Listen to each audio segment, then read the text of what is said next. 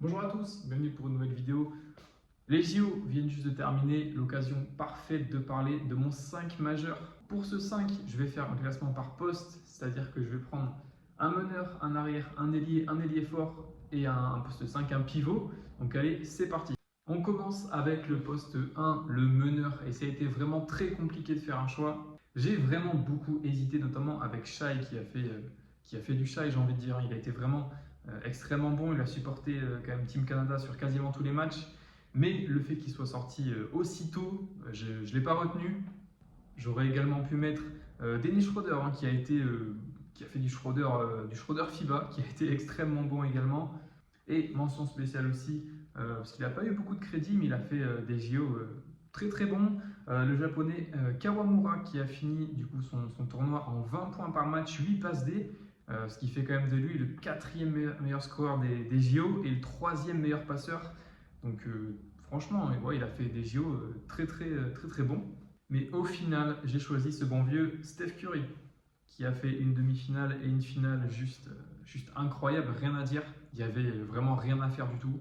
Il est comme ça, il est juste instoppable. Donc du coup, je l'ai choisi, même si son début de tournoi a été assez timide, voire même mauvais. Seulement 3 points face au Soudan du Sud, 7 face au Brésil. Mais ces deux derniers matchs, c'était vraiment du n'importe quoi. 36 points face à la Serbie à 9 sur 14 du parking. Bien sûr, sa finale face à la France. Bon, on l'a tous en tête ce match, je pense. C'est encore assez récent, ça fait encore assez mal. Du coup, voilà, j'ai choisi ce bon vieux Steph pour mon poste de meneur, tout simplement parce que je pense que c'est aussi grâce à lui que les US ont pu avoir cette médaille d'or. Donc, poste 1, Steph Curry. On passe maintenant au poste 2 avec Bogdan Bogdanovic. Durant les JO, il est passé meilleur scoreur all-time de la Serbie, ce qui est quand même un bel exploit. Et j'ai trouvé qu'il a fait vraiment des JO solides et vraiment impliqué dans quasiment tous les matchs. Il finit parmi les meilleurs scoreurs du tournoi. Et ouais, à ce poste d'arrière, je ne vois pas forcément d'autres joueurs qui auraient pu prendre sa place. Il a été vraiment très solide. Et à ce poste-là, ce poste 2, ouais, Bogdanovic, je trouve que c'est vraiment un bon choix. Et bien sûr, il repart en prime avec une petite médaille de bronze. Franchement, pas démérité du tout. La Serbie a été une équipe vraiment très sérieuse. Troisième choix pour cette vidéo, le poste 3. Pas vraiment de surprise, on le retrouve depuis des années.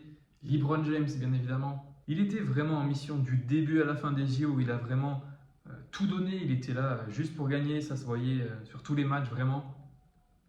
Quand je l'ai vu avec les Golden Boots à la finale, je savais qu'il était là. On savait tous qu'il était là pour la médaille d'or et c'est ce qui s'est passé. Quand il est comme ça, il n'y a pas grand chose à faire. Personne n'a vraiment trouvé de moyen de l'arrêter quand il est comme ça. En plus de ça, il a bien évidemment été leader de Team USA. Et même au niveau des stats, ça a été le deuxième meilleur scoreur de l'équipe, le meilleur rebondeur et le meilleur passeur. Comme quoi, même sur les stats, ça se voit quoi. Donc voilà, c'est vraiment trop compliqué de ne pas le mettre. Et à 40 ans, toujours le même, toujours le king. LeBron, bien sûr qu'il est dans mon 5 au poste 3. On passe maintenant au poste 4 et ça a été un poste très compliqué à choisir. Comme le poste de meneur, j'ai vraiment hésité pour ce poste-là. J'ai hésité notamment avec un certain Giannis Antetokounmpo qui a porté la Grèce tout simplement à tous les matchs. Il a fait des matchs très bons au scoring. Il a essayé de tout faire. Mais je ne l'ai pas mis parce que son parcours s'est arrêté un peu trop tôt. Quart finale face aux Allemands, c'est un peu trop loin pour que je le mette dans mon 5. J'aurais également pu mettre Wemby, qui a été globalement bon, mais il finit d'ailleurs meilleur scoreur, meilleur passeur, meilleur rebondeur de l'équipe de France. Mais je l'ai trouvé un petit peu irrégulier sur certains matchs, notamment à 3 points sur le quart et la demi-finale. 1 sur 14 sur ces deux matchs, il a vraiment beaucoup raté de loin, mais il a quand même fait des JO très bons. Il a été très utile sur plein d'aspects du jeu. Et à 20 ans, ça reste de très bons JO pour Victor. Et donc, au final, pour mon poste 4, j'ai choisi Gershon Yabusele. C'était vraiment ses JO. Il a vraiment tout explosé. J'ai trouvé assez moyen en poule, mais alors à partir des quarts, il a été absolument incroyable. 22 points contre le Canada, 17 contre l'Allemagne et 20 contre les US, avec notamment, la photo vous l'avez tous en tête, le poster incroyable sur LeBron. Quand j'ai vu ça, j'ai pété un cap, c'était vraiment un truc de fou. Vraiment au niveau du hustle, l'envie sur le terrain, c'était incroyable à voir. Il a vraiment tout donné et je pense qu'il a vraiment sa place dans mon top 5. Enfin, en tout cas, il a sa place dans mon top 5 à ce poste 4. Au Real, il y a vraiment pas mal de rumeurs euh, pour qu'il aille en NBA. Il en a parlé un petit peu aussi. Et je pense que ça risque de se faire. Donc d'ici quelques mois, je pense qu'on peut le retrouver franchement en NBA. Il y a eu des rumeurs, j'ai vu sur Cleveland.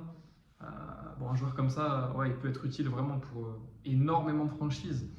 Donc je pense qu'il aura quand même pas mal de choix, mais ouais, pourquoi pas Cleveland, il y a plein d'équipes qui peuvent lui correspondre. On verra où est-ce qu'il va atterrir, mais je suis super content qu'il ait fait des JO comme ça. Il a vraiment montré son niveau. Et voilà, il a vraiment pu exploser aux yeux de tous. Donc j'espère qu'il aura une place en NBA et voilà, qu'il fasse son truc en NBA. On part au poste 5, le pivot. Et franchement, il y a eu beaucoup de surprises. Je vais partir sur Nikola Jokic, évidemment. Jokic qui a encore fait du Jokic, j'ai envie de dire, avec des stats vraiment extrêmement bonnes. Il finit 6e meilleur scoreur des JO avec 19 points de moyenne, meilleur rebondeur avec environ 11 rebonds et meilleur passeur avec 9 passes D.